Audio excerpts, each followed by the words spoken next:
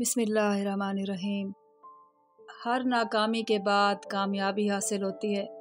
शर्त ये कि नाकामी के बाद मायूस ना हुआ जाए। मंजिल कभी किसी के घर जाकर हाजिरी नहीं देती, रास्तों पर चलने से ही रास्ते निकलते हैं। कोशिश आखिरी सांस तक करनी चाहिए। मंजिल मिले या तजर्बा, दोनों ही नायाब हैं। हर कामयाब शख्स के पास एक तकलीफ देह कहानी होती है और हर तकलीफ देह कहानी का अंजाम कामयाबी होती है।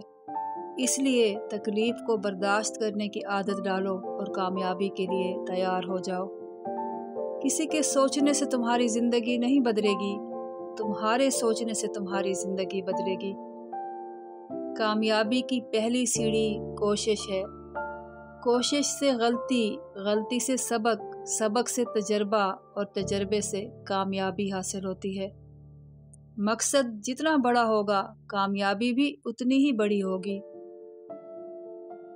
छोटी छोटी कामयाबियां भी अहम हैं, ये हमें एतमाद देती हैं और बड़ी कामयाबी के लिए तैयार करती हैं। रास्ते पे कंकर हों तो अच्छा जूता पहन के चला जा सकता है, लेकिन जूते में एक भी कंकर हो तो अच्छी सड़क पर भी चलना मुश्किल होता है। हम बाहर की मुश्किलात से नहीं, अपने अंदर की कमज़ोरियों से हारते हैं।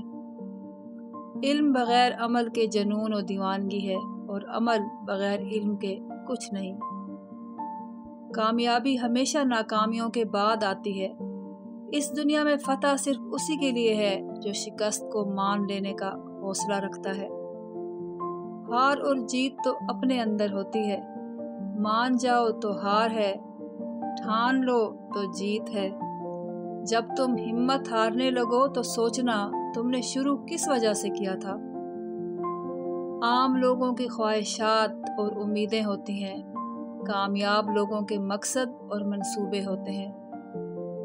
मायूस इंसान शिकायत करता है, खुशफहम तब्दीली का इंतज़ार करता है, हकीकत पसंद तब्दीली की कोशिश करता है। कभी अपनी चाल का ऐलान मत करो जब तक तुम उसको चल ना लो। कभी ये मत सोचो कि तुम कर पाओगे, हमेशा सोचो तुम कर सकते हो और तुम करोगे। गलती को गलती जानकर भी उसकी इस्लाह ना करने वाला एक और गलती कर रहा है। वो करो जो सही है, ना कि वो जो आसान है। 9 बार गिरना और 10वीं बार उठ खड़े होना, ये कामयाबी है।